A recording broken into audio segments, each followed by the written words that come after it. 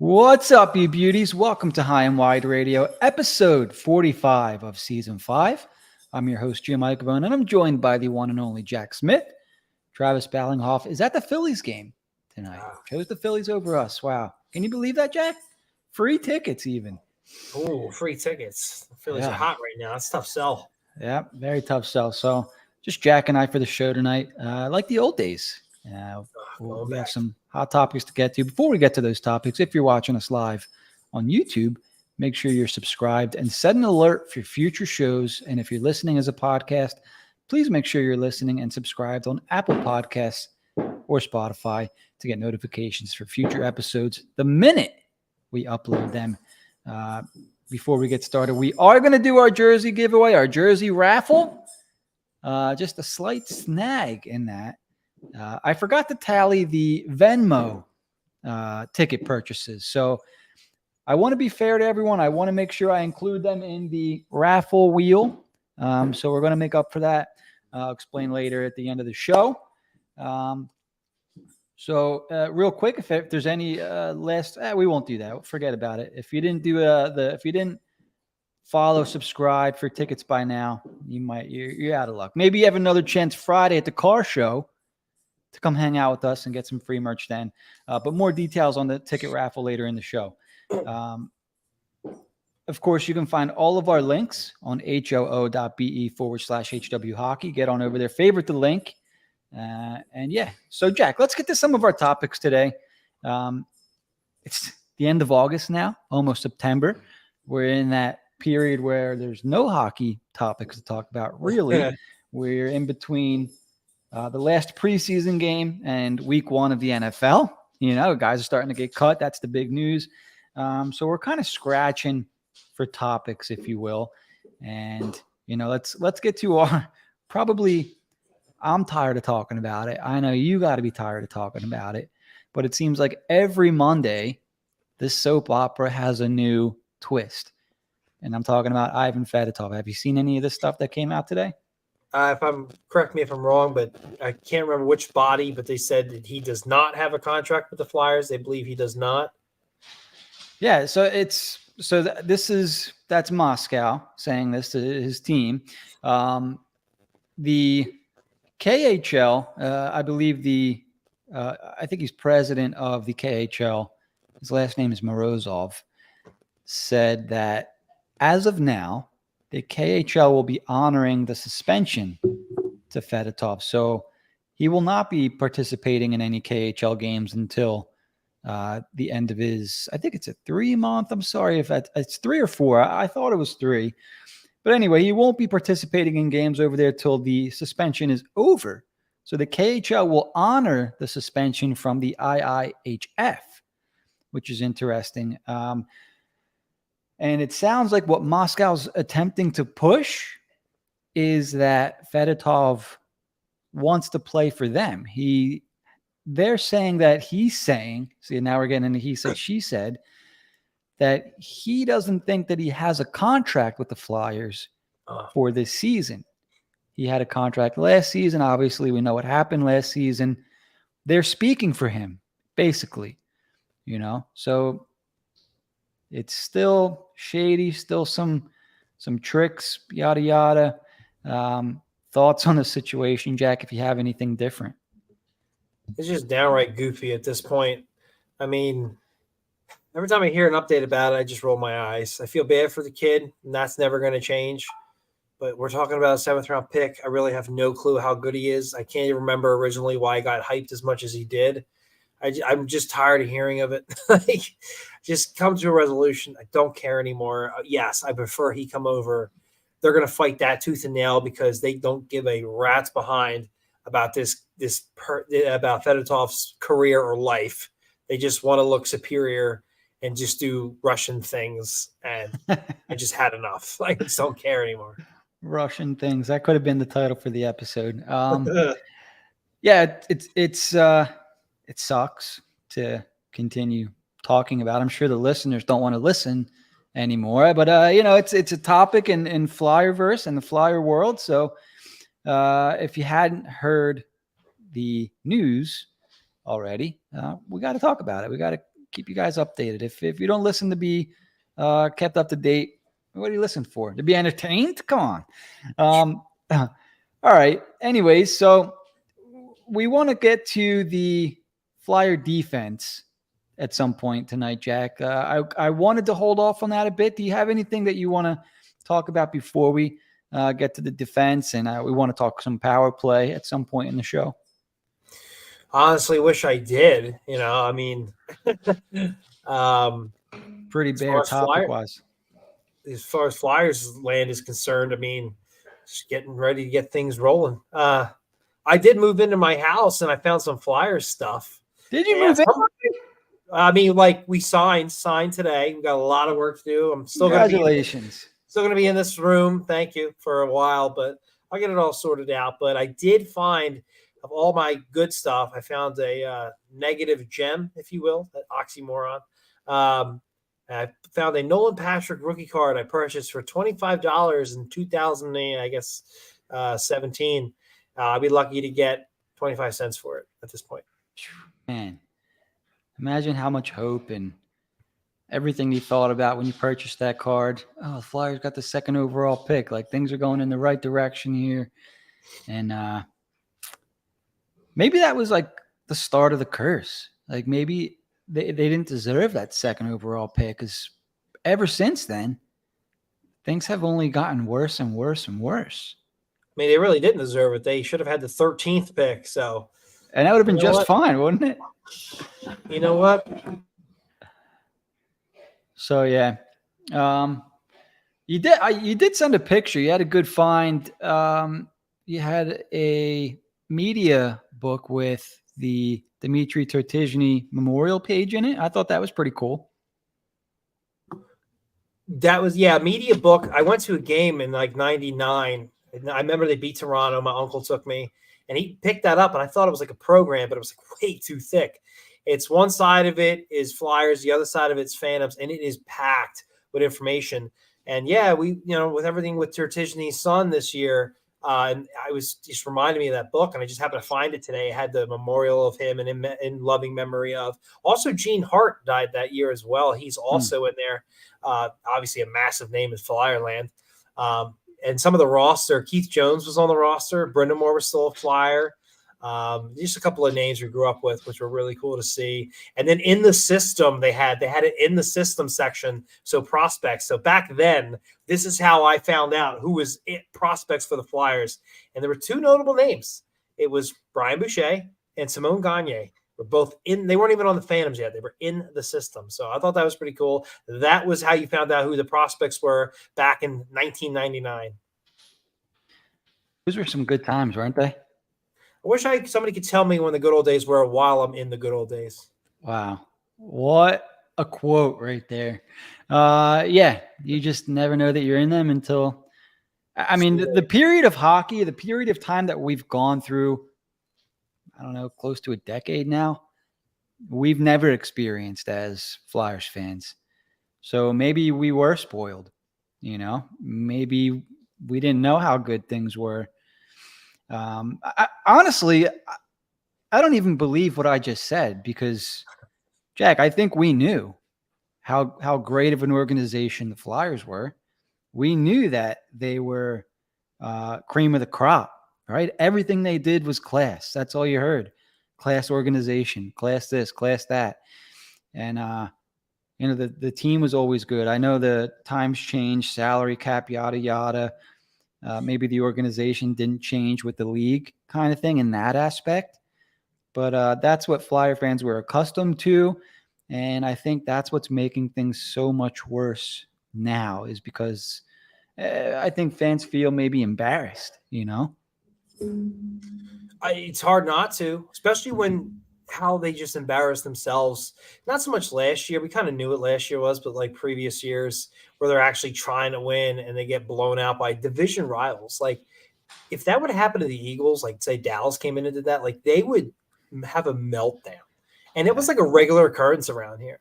And it was never like that before. If Ed Schneider was alive, he'd be running downstairs, firing people left and right. Not like this. They just kept everybody for years. Like even Hextall and Hackstall needed to really, things needed to flip on their heads for them to get let go. This, how much they put up with and just allowed to happen around here is just, this is not the organization I grew up with. At no point in this organization's existence has the last good decade plus have taken place. I mean, I could really pinpoint like maybe after the 2013-14 season, it's been a steady decline with that one, 1920 jump, but then you had COVID. So it's like, and it's just been horrific ever since. And for a long time, they really didn't seem to care. We got used to like, oh yeah, we know our penalty kill is the worst in the league, but we think we figured it out. And then it's the worst in the league after that. And then they're breaking records how bad it is. And nobody's getting fired. People are getting shuffled around. And it's like, but nothing ever changes. And then I got to hear that, like, I think Voracek was on Spit and Chicklets or one of those shows or whatnot. And he was alluding to the fact that they never really got any help. And he's not wrong, but that's no excuse for not playing like when they needed you. And then when they finally did have a team put together, he still played like he didn't give a rat's ass. So it's just like the country club mentality absolutely destroyed this organization, this team, this locker room. And then the guys at the top were just as inadequate and stupid. And so it's more tolerable going to this season knowing that we have Danny Briere and Keith Jones and Michkov, to be honest with you, knowing and Tortorella, knowing that we have these guys rolling forward compared to what we did have. I can get through what may be an absolute horrific season, knowing that the train is going the right direction. So I kind of hang my hat on that, and it keeps me going when it comes to, because here we are, we're getting ready for hockey season, and I'm it's kind of like it's not as bad as last year. I'll say that much. Well, speaking of train wreck, let's dive in a little bit into the Flyers' defense this season. Now, let's talk maybe departures first, right? Let's kind of get everyone up to speed in case they've been on, having themselves a summer. Didn't know that Ivan Provorov was traded. He was, right? The Flyers' best defenseman, like straight up. Flyers' best defenseman. They traded him. Minute eater. Expected a lot more from the former 7th overall pick, right, Jack? He's gone. He's not here anymore. So one of the things we want to probably figure out is where are those minutes going to go? What's the new top pair look like? Because for the last at least 3 years, it was Ivan Provorov and insert name here, right? It's true. So now the top pair is going to be what? We're going to figure that out. Cam York. Everyone's expecting Cam York. Big things from Cam York already. Just signed a 2-year bridge deal, $3.2 million, 1.6 per year. Will he play on the power play? What's going to become of Cam York? Flyers have a lot of depth, not necessarily great depth. They've added a couple veteran players with trades and free agent signings. So let's get down to it a little bit, Jack, because I think this is gonna be a little bit harder for us than the offensive line projections. It's kind of a mishmash of guys, and nobody really stands out where you can say, okay, yeah, they can depend on this guy for 20 minutes a night, and you know what you're going to get out of him. So go ahead. Let's kind of try to build our first pair. Who's your first player on the top pair? You're gonna love this, Jim. I'm going with Travis Sanheim and Rasmus Ristolainen. Let's keep them together. Let's keep it rolling. Standing ovation. I think that has to be it. And let's talk about why a little bit. I'm going to take notes here. So you have Sanheim obviously playing the left side, and Risto obviously playing the right side.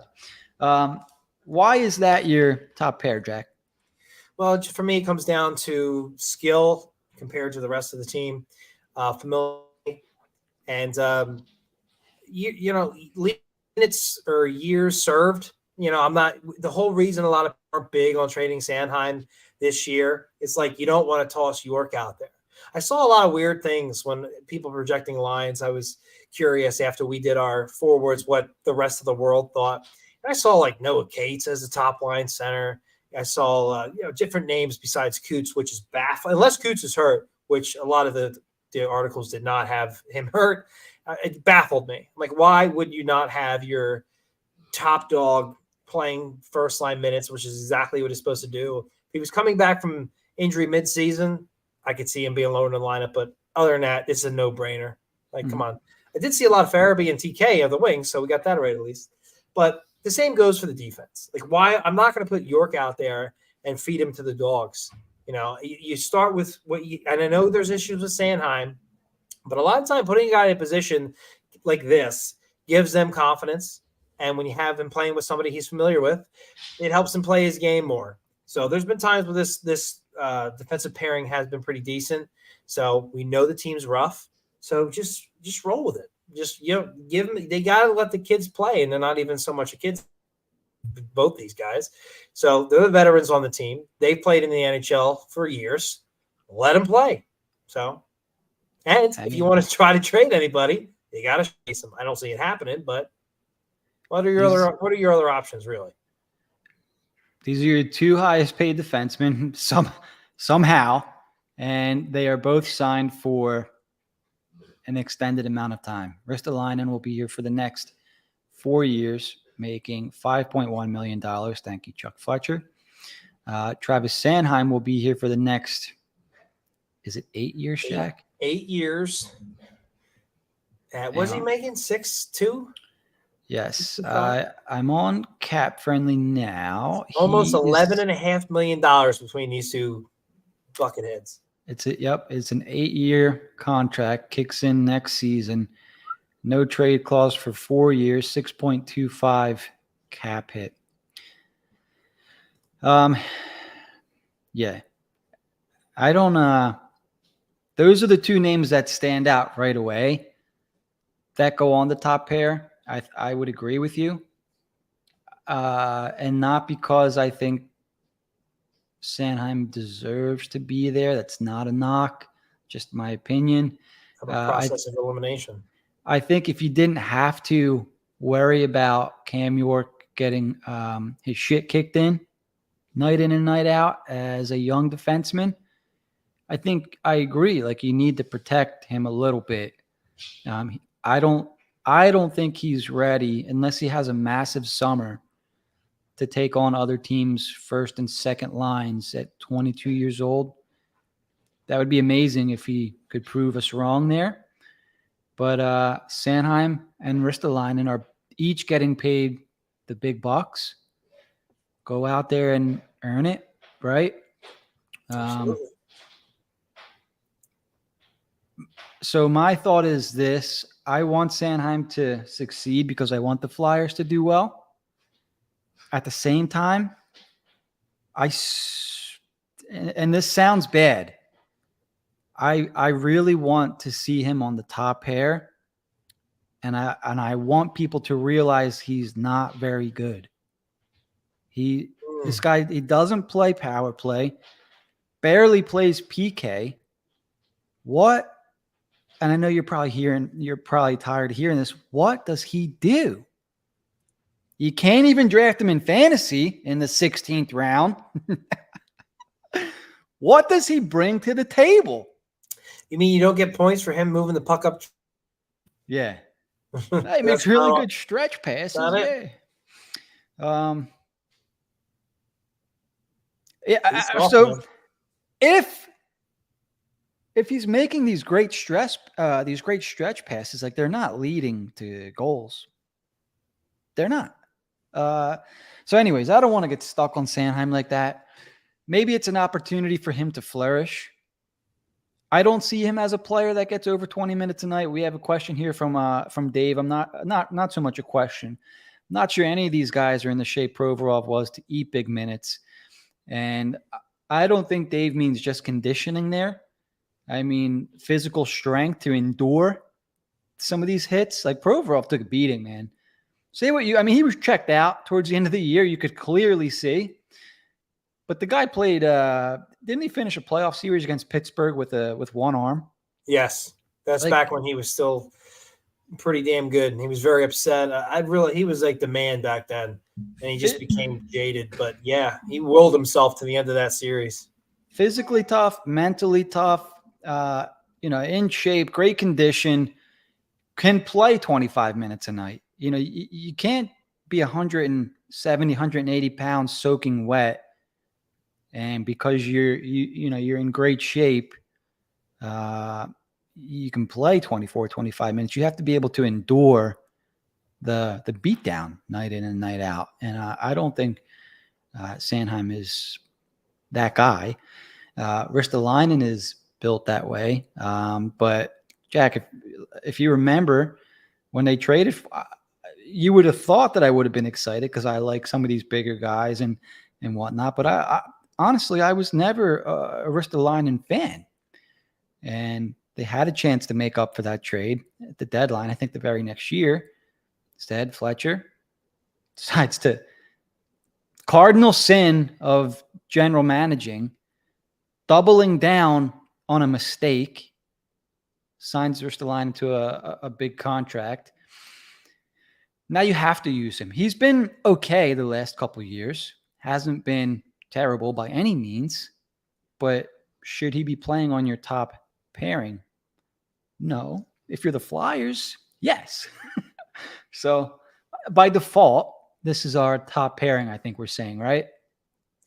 I mean, them keeping Fletcher that one extra year is having lasting effects. Like, think about what he did in that very last year, half a year, before he got fired. He burned through assets to bring Tony D in here. He re-signed Risto to a 5-year deal, signed Sanheim to an 8-year deal, like all stuff that did not need to happen. And it's really upper management's fault because Fletcher was never going to rebuild. Think about it. He was brought in here after Hextall to win. So if he has a couple of years of not winning and then rebuilds, he's done. He's done. He was brought in here he was a wartime consigliere, allegedly, and he failed. So they're going to let him rebuild. Well, first off, that's why he never would say those words, because then you might as well say I failed at my job, which they're never going to admit, even though it's egg is all over. So they needed to let him go and move on or do an interim thing or something. Instead, they didn't have the balls to do that. They didn't want to admit anything. So they let him. He was asleep at the wheel. They were asleep at the wheel, and he made all these stupid decisions, except for maybe Delorier. And now we're stuck with this. And you know something? What's scary is this is our top pairing, and it is what it is. We're rebuilding. You're gonna have to figure something out. I hope Danny B gets awfully creative. Almost did. Came awfully close. See what happens, and I guess go from there. And the best we can hope is Ristolainen impresses enough for some team in like 2 years to take him for a playoff run, because that's what he's supposed to be all about, even though he's never been in the playoffs.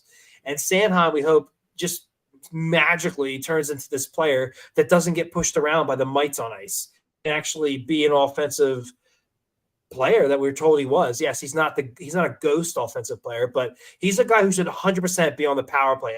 For Christ's sake, at least a second pairing, if not the first. He was a first-round pick. He should be on the first power play unit, bar none. So there's a lot that both of these players have to prove this year. It's a good year to prove it because they're all we got. They should be getting plenty of minutes. And I think we all know what's going to happen. It's going to blow up in their face. Because obviously we're fans of this team as well. We want them to do good, but I just don't see how that's going to be a good thing. Like that's a good. I don't even want to say good. It's a solid second line to have, Sanheim and Risto. It's a bad first line. Does that make sense? Yeah, and just to, I don't want to kill Sanheim here, but like we know he's soft on the ice. Gets pushed around by guys like 2.5 feet shorter than him.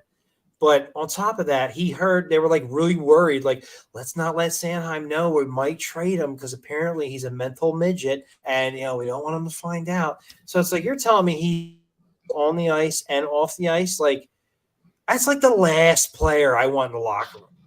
That is a 2023, like millennial, Gen Z, whatever the hell, like player. And it's the last thing I want. That's the last thing Philly wants. So unless his offense just explodes or he's like on defense, which I don't think either is going to happen, what do we have?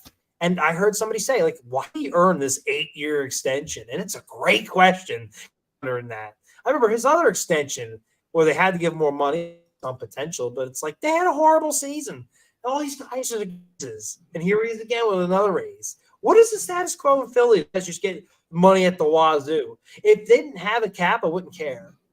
Hockey has the worst cap of all sports with the hard salary cap. So it is just mind blowing that they let Fletcher run this as long as they did, and now we have to talk about this crap. It is a little weird. But yeah, I mean, I could rag on Sanheim all night long, but let's move on just a little bit here. I really could. Like, I don't understand what is the point of Travis Sanheim. But anyway, let's get back to filling out our defensive core. So line 2, and this is where things get fun because there's some different names on lines 2 and 3. Obviously, the first name that comes to mind for everybody, I assume, is Cam York. He's naturally left-handed, plays the left side, can play the right side. I think we want him on the left. Would that be correct, Jack? That's where I have him. Yeah. Who do you have him paired up with? So I feel like these could all be interchangeable. It depends on what you'd like.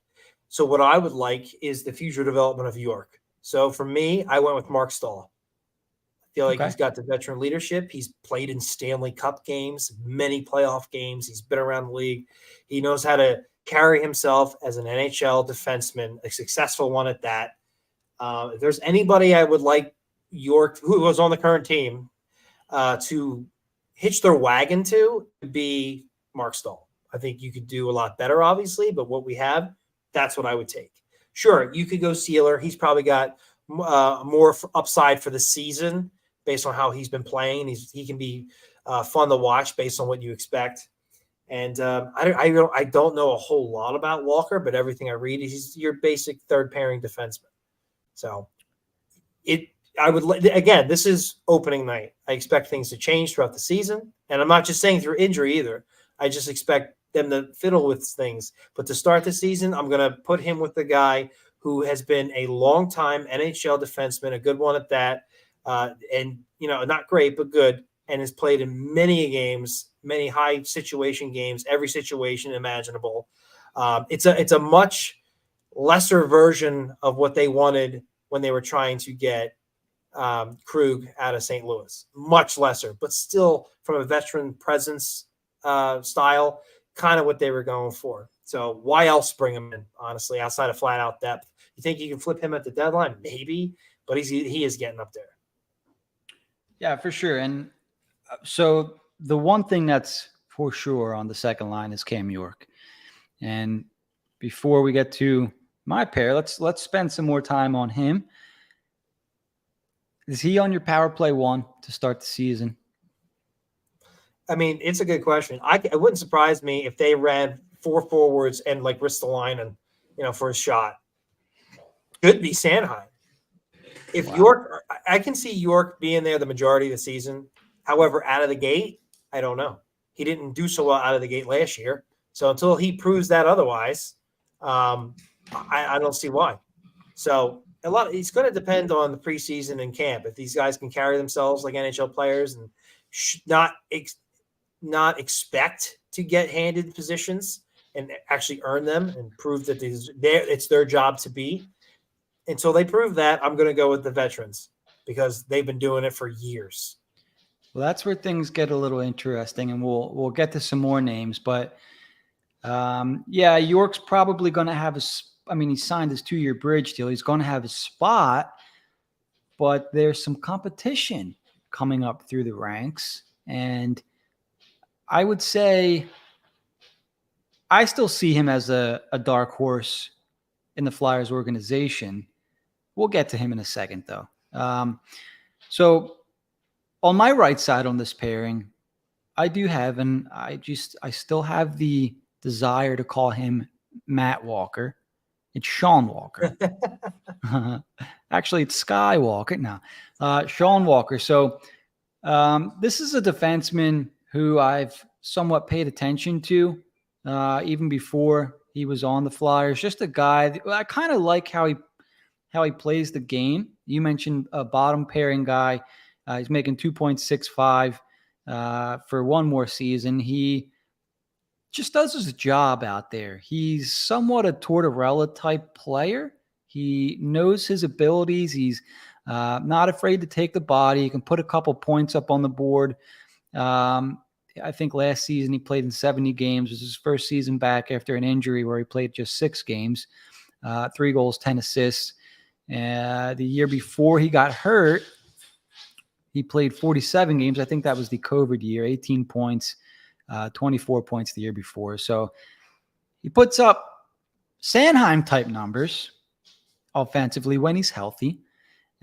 Plays the body a little bit, right-handed shot. So 28 years old. I think it could be a compliment to York. You know, if York's going to be your offensive guy, kind of like how you had Stahl there, you kind of do need a guy who can, you know, more worry about the defensive side of things. And I think for me, Matt Walker is that guy. So when they acquired, I said Matt Walker again, Sean Walker. When they acquired him, my first thought was, okay, well, he's on a 1-year deal. So he's basically on a half a season tryout at just 28 years old. If you really like what you see out of Sean Walker, maybe you sign him to a short, reasonable contract until, you know, some of these younger guys are ready to go, short being 2 years tops. Or if somebody's willing to pay up enough at the deadline, maybe you move him, because he's only 28. You know, so it's not like he's getting ready to retire soon, ride off into the sunset. This guy can help a playoff team looking for depth. Like, he's not Justin Braun at 35, 36, however old he is years old. Some life in this body still. So I like him on the second pair. That's just me, though. I mean, so we're going to see a lot of moving and shaking. I can see closer to the trade deadline, a guy like Walker getting more minutes for just showcasing him for everything you just said. When you mentioned a Tortorella guys, Mark Stahl played for Tortorella for a while. Mm-hmm. So keep that in mind as well. But again, all 3 of these guys, Stahl, Walker, Sealer, all of them I could see either starting or mixing their way in because I don't want to say they're similar players, but I feel like they're similar views of depth in the organization. And then there's 2 other names I want to just bring up real quick because I see one in the chat. Zamula and Attard. Attard. I knew I was going to do that. Ronnie Attard. And until they prove they can make the team out of camp, I'm going to keep them off my list. I would love, especially Attard, for him to make the team or come up and stay. That would be ideal. But until that happens, I'm going to stick with the guys they paid real money to, because that's how these organizations tend to work, at least to start the season. Yeah, okay. So let's get to our third pair here. Let me just write in our second pairs here. So on line 2, you had Stahl York. I had Walker York. All right, third pair. Now, here's where things get really a little fuzzy, because as we mentioned earlier, the Flyers do have defensive depth. While maybe not very good depth, it's depth nonetheless. You mentioned Stahl. Walker could be guys that are trade bait. Nick Seeler. Teams were calling in on Nick Seeler last season. Does he have a spot right away on that third pair, you think, Jack? I think it's his to lose. Okay. Honestly. Yeah, I mean, he's been with this organization. If you look at this team past couple of years and you look at what went right, what went wrong, very little went right. But I would say Seeler was a little bit of what went right, not for the team's success and just individual players. This guy was brought in on like an AHL tryout. Like, essentially, he's going to be in the AHL, and he forced his way into the NHL lineup. And he's been something of a mainstay. And I don't see how he's, somebody's going to have to beat him out. If not, him just flat out get moved at the trade deadline, because he's done exactly everything asked of him. He fits the Philly mold. I think Tortorella likes him for sure. You know, this is the guy, he took a puck off the face in like the first game I ever saw him in. It was preseason. Like that is, I've liked Sealer since then. So I'm all about having him in the lineup. You could put him on the second pairing here and there, you know, give him a shot with York or whoever, or whatever you do. Maybe York somewhere down the line forces his way. That would be great onto the top pairing. And then Sealer's playing with somebody like Sanheim or something. But until we get there, I think he deserves an NHL roster spot until somebody truly beats him out of it. Yeah, I would agree. I like that mentality. Yeah, beat out. If you want the spot, beat the vet, right? This guy's gone through some stuff, willing to lay it all on the line for a spot in the lineup, and he's a class act. So I would agree with that. Now, whether he plays left or right, do you have a side preference for Sealer? I have him on the left on mine. I have him playing with Walker on the left, Walker on the right. Okay. So here are some other names. So you went heavy vet in your lineup, aside from York, who is not necessarily a prospect anymore, but in prospect circles considered a prospect still. He's the youngest player of the six. You went heavy vet with Stahl, Walker, Sealer. Now, the last spot here, because I went Sealer as well. For me, this is where it gets a little interesting. So they did bring in it's Mark Stahl, right? Mm-hmm. So many Stahls. All right, so they did bring in Mark Stahl. Igor Zamula is still hanging around. Ronnie Adard, now 24 years old. I think he'll be 25 at some point in the season. Let me just give this a click. March 20th, so very late in the season, he'll be 25. Not that time's running out on Ronnie Adard, because it's not. But he's going to have to get something going quick here, because there's the Flyers have defensive prospects now moving up the depth charts in Lehigh Valley, coming overseas in the form of Emil Andre. We mentioned Igor Zamula already. They spent a first-round pick on Oliver Bonk. And Ethan Sampson's now signed to an ELC. Helga Grans, they traded for in the Provorov deal. It's getting crowded down there for Ronnie Adard. And I'll be honest, I don't think he's going to have a hell of a camp, man. I want to see Adard make the roster. I don't trust that I just don't trust him in the lineup yet. You know, does that make sense, Jack? When you watch him with the Phantoms, he's too good he's one of those guys like Bobby Brink, too good for the AHL, but maybe not quite ready to play consistently in the NHL yet. Do you know what I mean?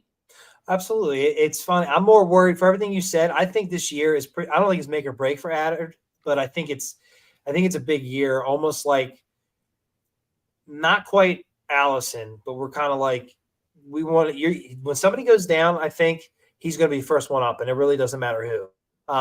He's going to get the first shot at it. I'm more worried about Zamula getting bounced, the other guys overcoming him. I have not seen a whole lot from Zamula. I see things in Adard's game that I like. I see him improving every year.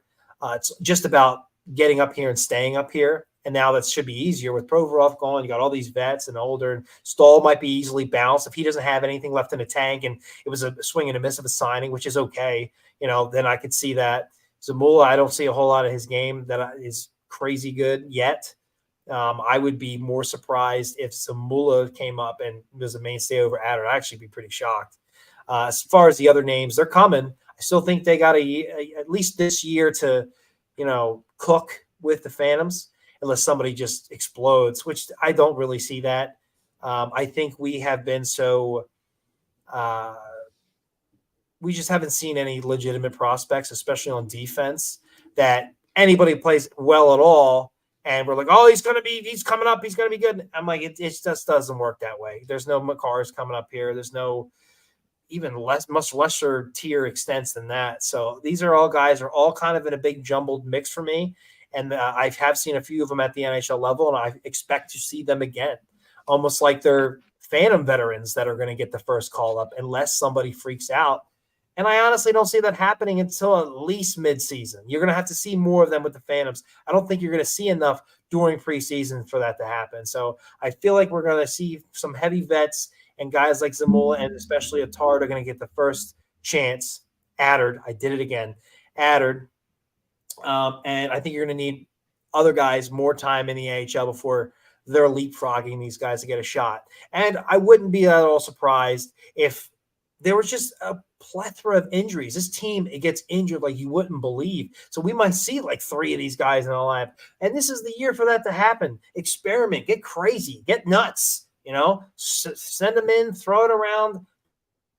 I'm not even worried about it. I'm getting roasted. I'm not even worried about it. So we're going to see a good chunk of them, and that is exciting. And it's going to make this much more watchable of a season. But I'm going to give it to these other guys first. I think they've got enough of a cup of coffee these past seasons that they're going to get the first crack at it. It's going to take a lot to overcome them, at least early on. It's going to be fun, that's for sure. So guys I have in the race for the bottom pair, and it's going to depend how their camp is. Adder needs to make a significant push, right?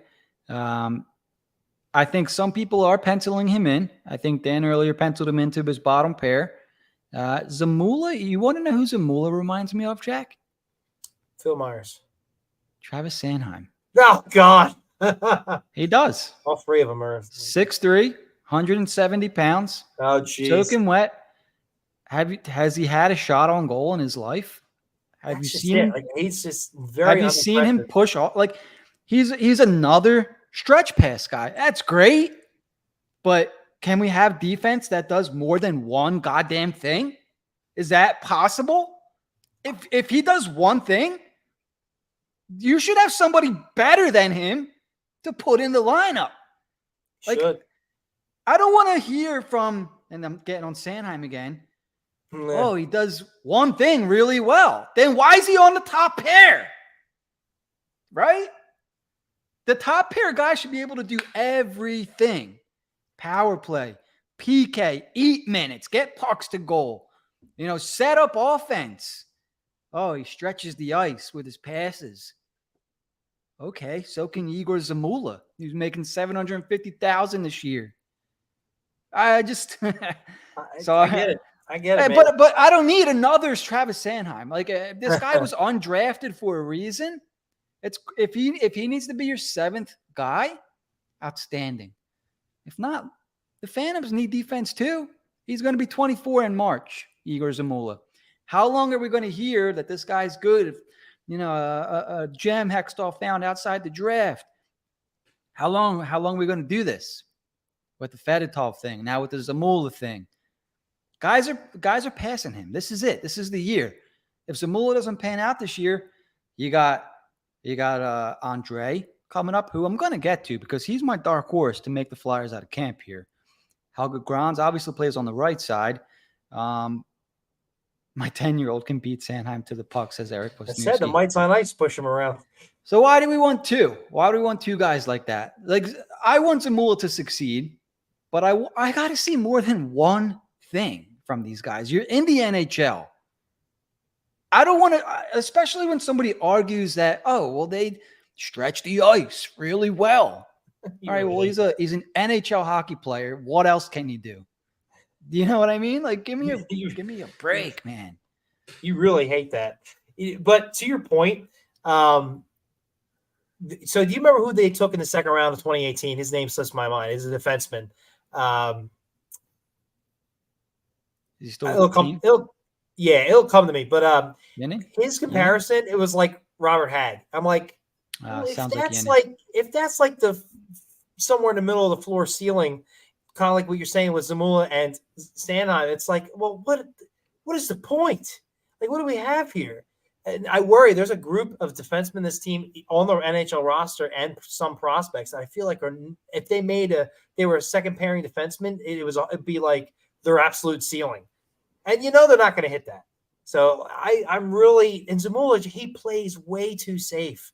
And he's not even perfect at it. He'll have a good game here and there. He's starting to have some more better ones, but he still makes a lot of mistakes. And I feel like if you knew what you were doing against him, if you knew the type of defense he played and studied him, you could take him to task. You really could.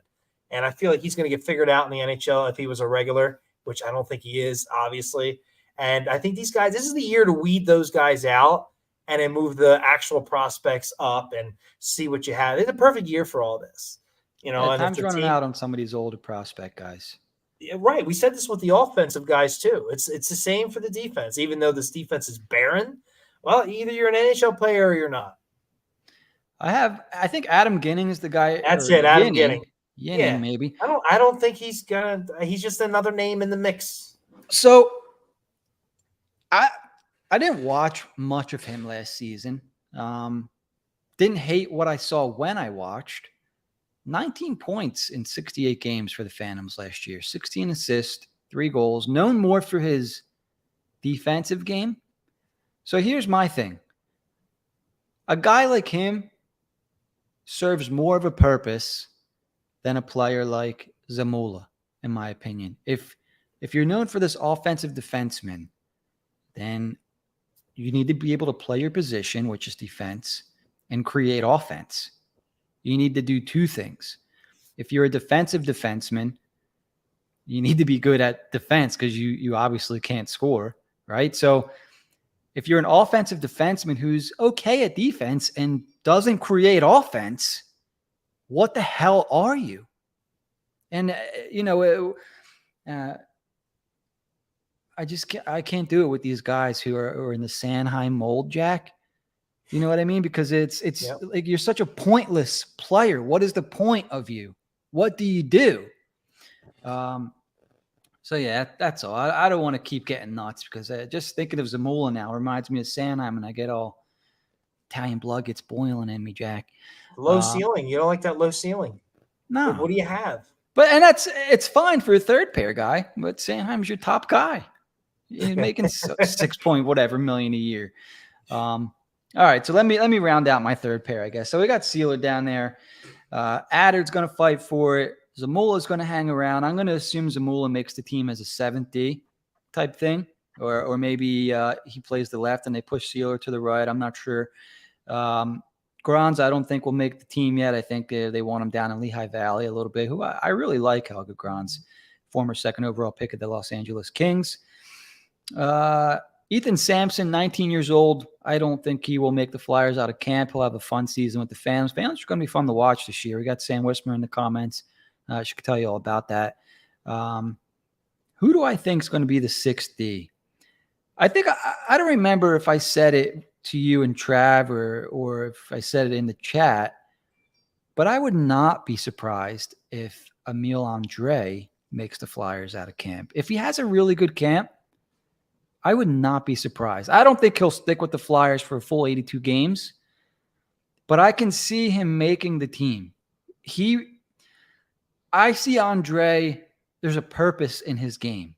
He plays the game with a purpose. You know what he's on the ice to do. Does that make sense? And if he has a good camp, the Flyers need more players who know why they're on the ice. This is my job. Right, I need to break up plays in the defensive zone, start plays going the other way, open space for teammates. If the puck comes to me, I'm putting puck to goal. Do you know what I'm saying? And he can do it. He can get puck to net, which I think an offensive defenseman needs to be able to do. That's just my opinion.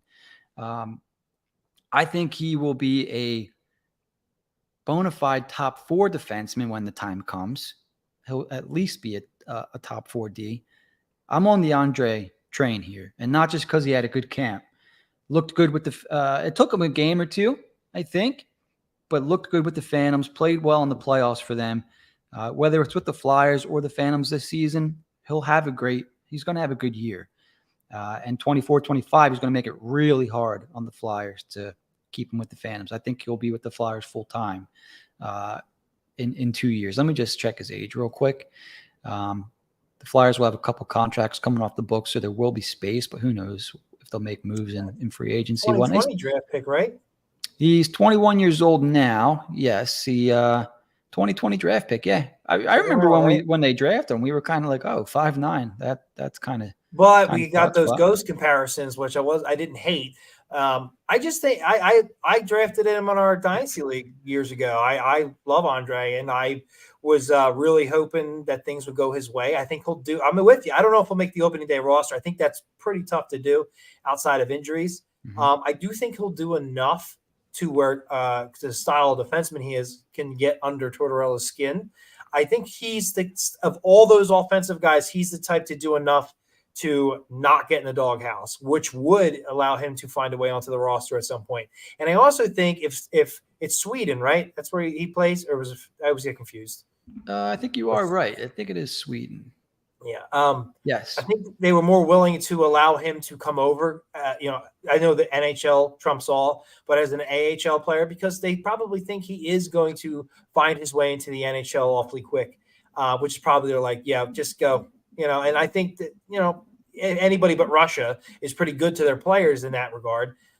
So I think they even realize like this guy's probably an NHL talent at some point. Let's get it. Let's let him go. And, because he could do it as early as this year. That is another fun thing to watch. And our opening night roster, I fully expect, injuries or no, to be fully different by, I want to say, as early as like early December, Thanksgiving even. Like, I expect at least two names to be different. I could see Mark Stahl being the seventh defenseman, and or they're going to rotate that with some guys, but some other guys pushing and getting some playing time. And why not? This is the year to experiment and see what you have, and give guys cups of coffee and let it roll. And he's another guy outside of Attard at the top of the list. Did it again, Attard at the top of the list, and he. You talk about people jumping these defensemen. He's the number one guy at the top of the list to jump the Zamulas and the Addards. He is the top dog to do that, coming from the Phantoms. So he's better than both of them now. It's just a matter of, is there a spot for him on the roster? Well, he's new. Yeah, he's new. He's got to, he's got to play.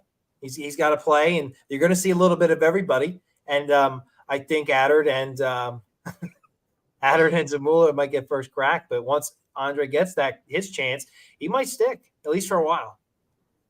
Everybody, the one and only Peter Harling has chimed in. I'd like to see Zamula in that rotation. You can find Peter's show over at Dauber Prospects. He is the one and only. Peter, thanks for chiming in. Did you draft Zamula? Is this why? I'd like to see Zamula in that rotation. I think it's very likely what Jack said is what happens. Right? There's just way too many guys between Sealer, Addard, Stahl. Zamula is a guy. There's probably going to be a rotation. Between this is the year to do it. This is the year to do it. Like, get everybody in there. I don't even care if you see guys that I don't think will ever really sniff an NHL roster.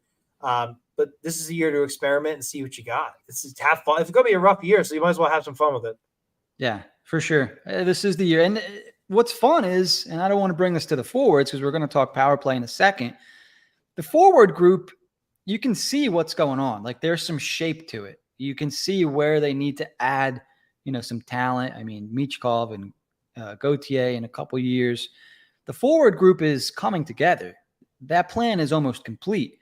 The defense core, I don't think it's anywhere near set.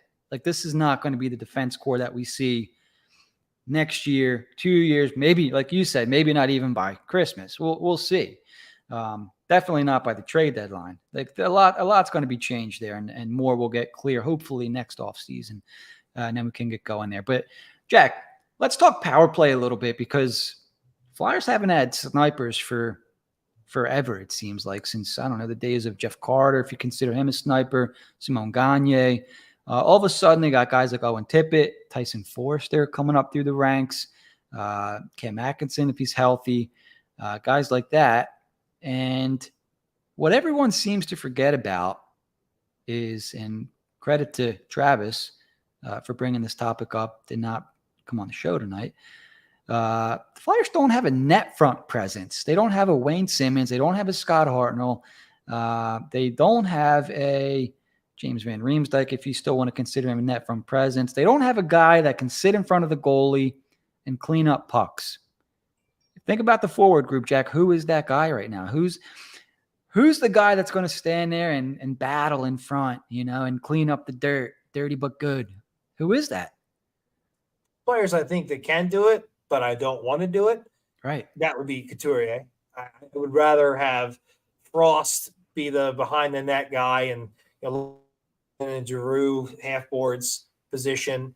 But I don't want Couturier fucking up his back and like in front battling and whatnot. All it's going to take is one cross check and that's one it. bad cross check, even if it's illegal, I don't care. They know it's bad. I think Lawton could do it, but do I want him on my top power play? It's not the worst thing in the world, but I would rather see some other more skilled guys. TK's shouldn't be doing it. He's fiery, but he could probably do it for a while until he got hurt. Allison's nowhere near that discussion at this point. I'm running out of names real fast. Who's left? Joel Farabee? I think Farabee is who I'm rolling with. He's another guy you got to worry about with the neck surgery. It's always everybody's got a caveat. Somebody's always got something wrong. I mean, they might just have to abandon. You know what? Just rotate it, get Ristolainen down there, and have the other 4 forwards just pass the puck around. I've seen them do it Pronger back in the day. It's like if you why not you want to get nuts? Let's.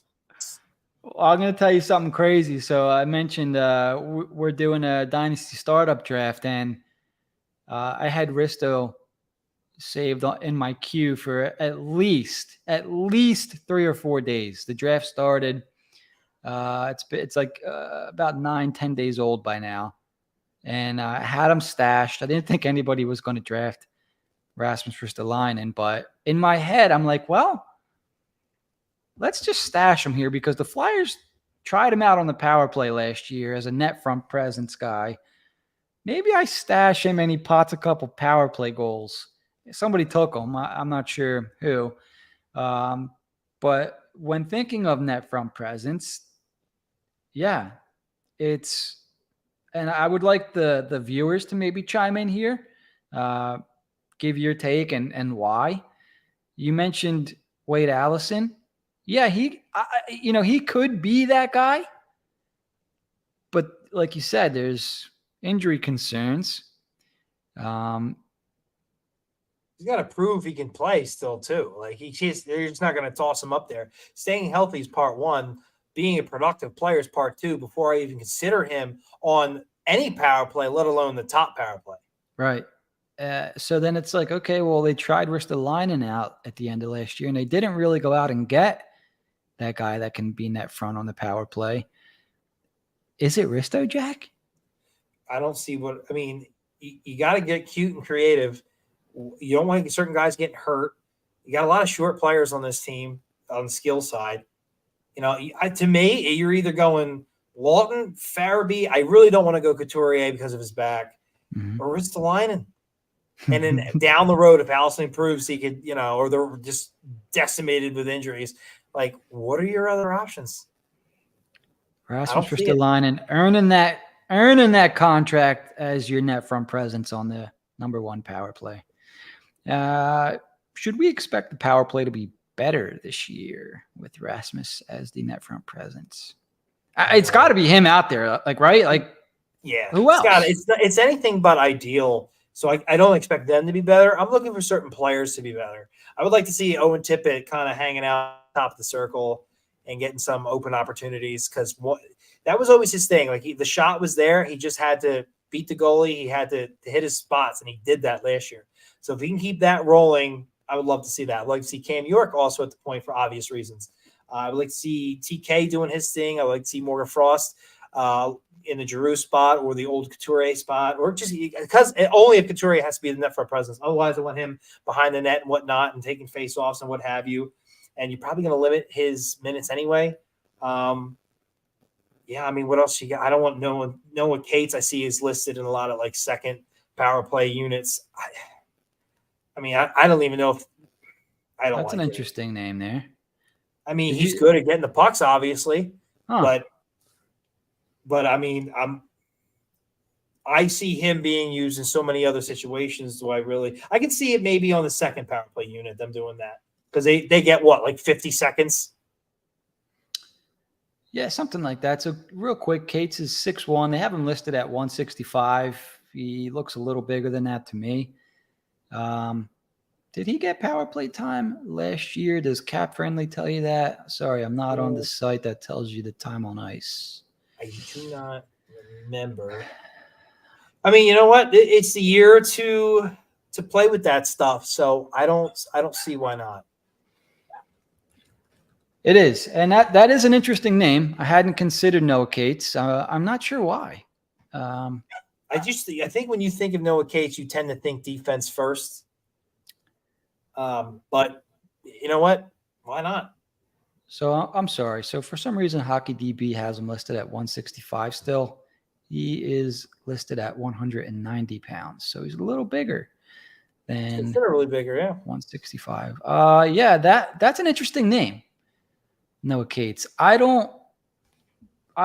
can't sit here and say, no, we need to rule that out. Noah Cates. Opportunity comes from guys that can quarterback a power play. Well, I'm hoping that York could do that. I hope he gets the opportunity to do that for sure. Do you think he can, Jack? That's what they drafted him for, so he better be able to do that. That was literally one of the top things in his draft profile. So, I mean, then again, I'm pretty sure I read that about Sanheim too, way back when in 2014. So, we'll see. I have much more confidence that York can figure that out. He's got so much more movement. Like, we've seen him shimmy shake is what I call it, and make things happen. And that was that on the power? I don't even sure. That might have been on 5-on-5. He's got more in his arsenal than Sanheim does, which is why I'll give York the benefit of the doubt. And I just hope he gets the opportunity to let it happen. If Andre pulls some stuff down the line, then maybe more of a ghost situation. But I mean, this is why I want them to mix everybody they can in and see what they got and who can do what and have some fun with it. Yeah. So I'll agree with that point with you on Cam York. And this is why Sanheim can't play power play, because if you pressure him with the puck, I mean, so here's the thing with Sanheim. The reason why teams pressure him with the puck is because they know that he's not going to shoot. And so if you pressure him, he's going to cough it up, right? Yeah. So you can't put Sanheim on the power play because he has no shot and he's going to turn the puck over. To your point with Cam York, this guy wants the puck on his stick. He wants you to come after him because he can get away. And I keep forgetting that, because when I think of Cam York and I'm like, all right, we're going to hand the keys over to the power play to him, what has he shown that tells you that he can quarterback the power play? We're going to see, I guess, right? And I don't mean to sound negative. It's just, all right, Cam York's been anointed the guy. Why? And really we can't really answer that yet. We got to see why. He's got to prove that, he can be the guy on the power play. Peter mentions Tippett may be an option to be the net front presence. And yeah, he could be. Absolutely could be. So there are some options. But I think as fans, for me, when I think about Flyers power play right now, I'm like, whoa, they could have Forster on one side, TK, Tippett, whoever, Farabee on another side, just ripping shots. Like, when's the last time the Flyers had a guy on each side with lethal shots that, the PK had to respect both sides, Comment here from Vegas. Whoa. Oh, okay. We're going backwards a little bit here. Thoughts on Yinning? I believe last season was his first full year in the AHL. Thought he loved the puck. Thought he moved the puck well and played better than expected. I expect a solid upcoming season pair with Grans, I think. Yeah, he's kind of flying under the radar, Jack, to go back a little bit on Yinning. I think he did get a game with the Flyers last year, and in my opinion, didn't look out of place. I don't think he had a great game, but didn't look out of place, which is the first thing that I look for when a prospect, makes the transition to the NHL. If they have a great game, obviously it's going to open everybody's eyes. Who is this guy? Yada, yada. But if he plays for the team and you don't really notice him, or, he looks like he fits in, he's moving at the same pace, it's a little quicker, that kind of thing. It's like, all right, he has a chance to stick around here. Let's see some more consistency He only had a cup of coffee last year, so we're going to have to see more. We'll probably see more Yinning, I would assume, towards the latter end of the year. But yeah, I don't see why not. Nothing yeah, about Gaining truly impresses me, at least for a second-round pick. So I don't expect a whole lot. that's the thing too. To hear he's not, and he knows what to do with the puck's always good.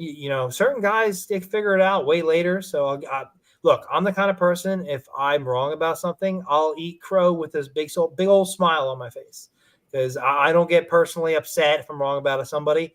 If the team's better and it gets them back to winning faster, then I will eat that crow with a little bit of Old Bay and a big old smile on my face. I just don't see it with Canning. I really don't. All right. So we pretty much, I don't want to beat the Flyers power play to death, but I'm sure we're going to talk about this again on a show in the future. Trav will probably have something to say about it. Did we miss? We're a little bit over an hour in. Thank you to everyone still hanging out with us. Any topics that we wanted to cover tonight, but we had missed potentially come to mind? Any update on Hart? Ooh, see, this is a good one. We are now at the end of August.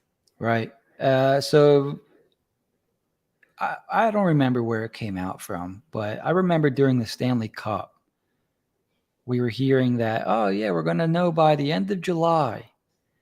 And nothing. And I think a couple weeks ago, I didn't listen to the show, so please don't quote me. Travis had mentioned it to me. But our buddies over at Snow the Goalie had mentioned that. So names are basically, at this point, names are leaked. Like I will say this, Jack and I we know things, but cannot say them. And here's why.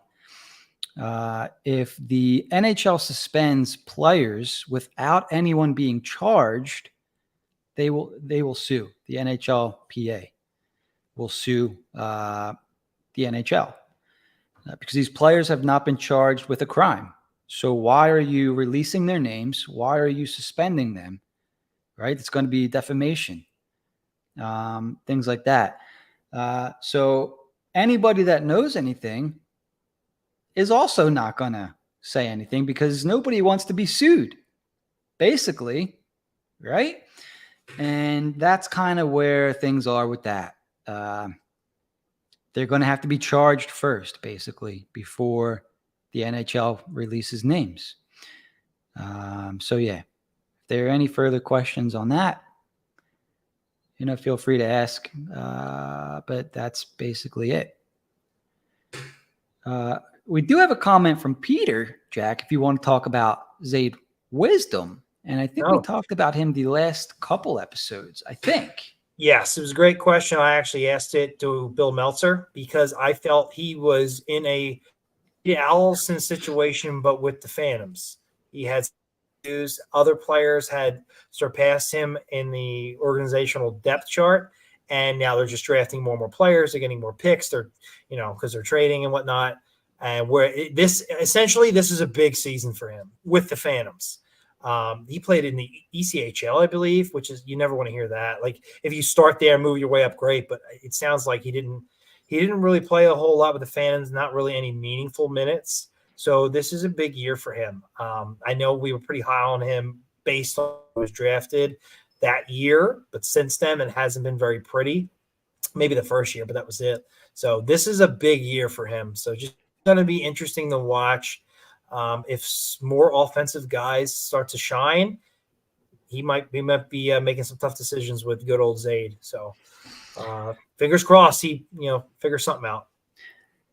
Yeah, whenever you see a player who you expect things out of, I think, start to get games in ECHL, you start to worry a little bit, right? Mm-hmm.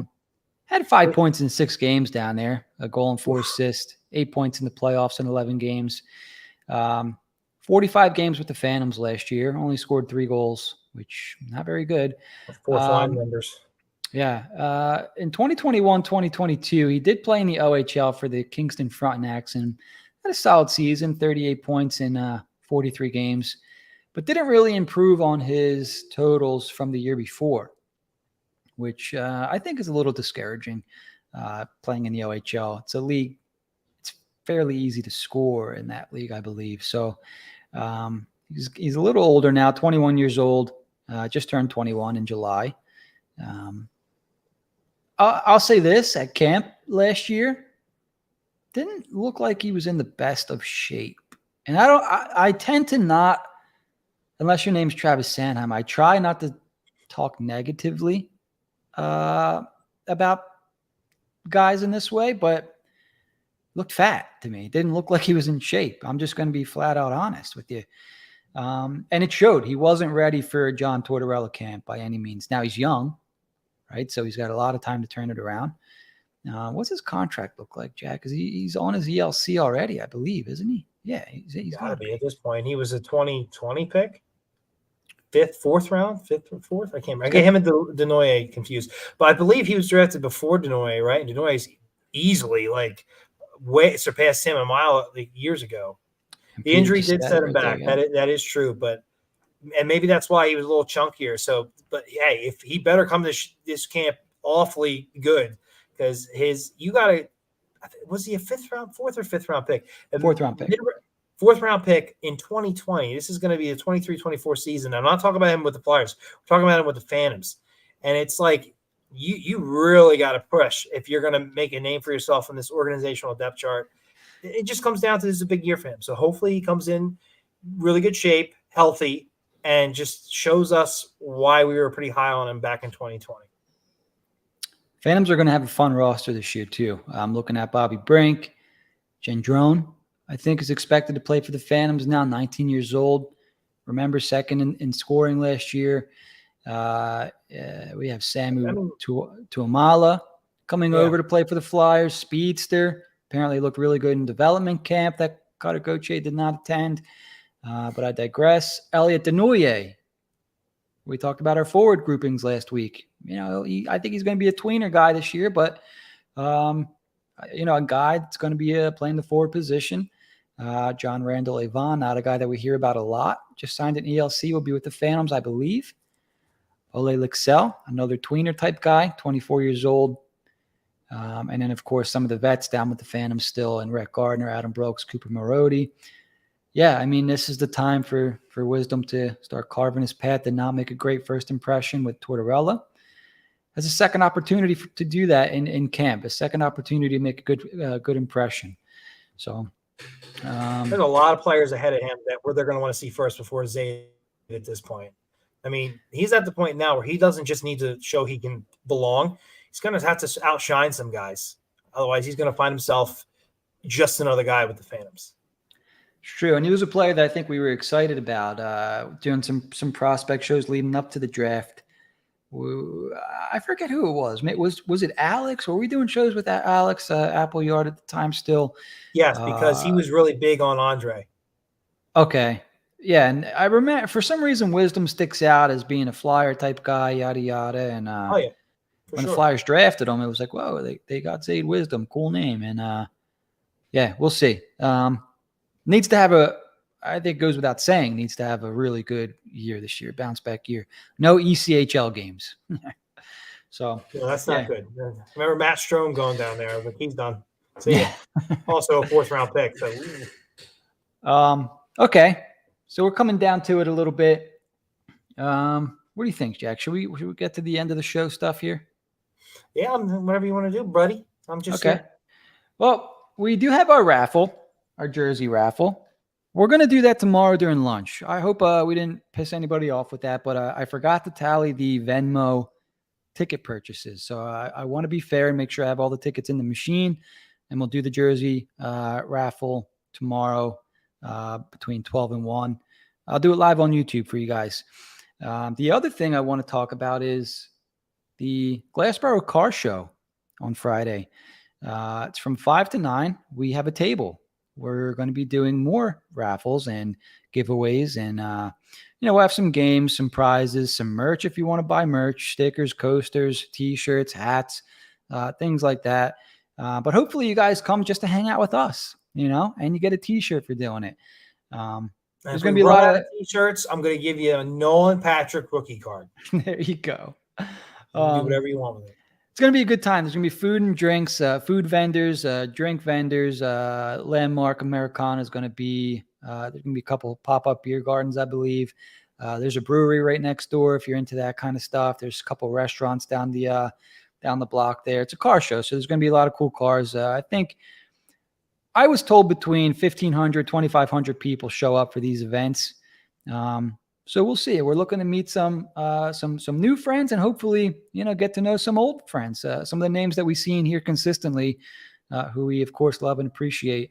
I'll share the website on my Twitter and Facebook. If you're following me at Jim Mike HW, I'll also share it on the HW Twitter. I think that's at Flyers HW. So for more information, it's Friday night, 5 to 9. What else you guys are going to be doing, huh? Well, one thing that I liked is they call it the car show, but I saw the lineup of everybody who's going and whatnot, and it's a lot of everything, which is Oh, cool. yeah. I wasn't sure what to expect. I've never gone to like something like this, let alone be a participant, I guess.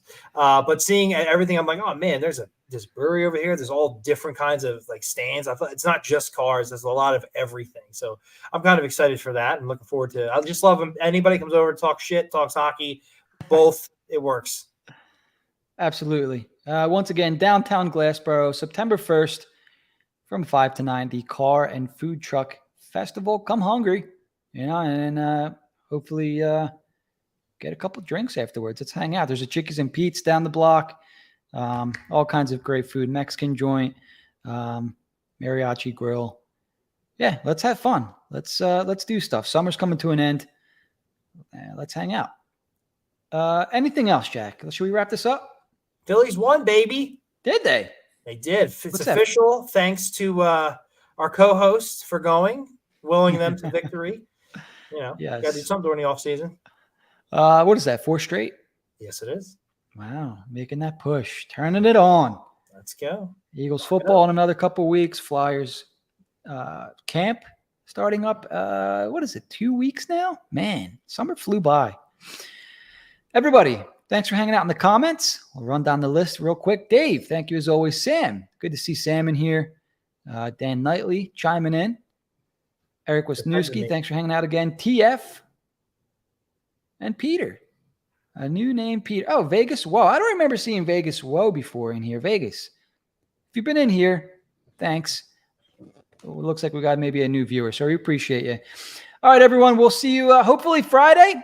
I'll see all of you tomorrow during the jersey raffle, and you'll catch us again next week. Thanks a lot, everyone. Bye-bye.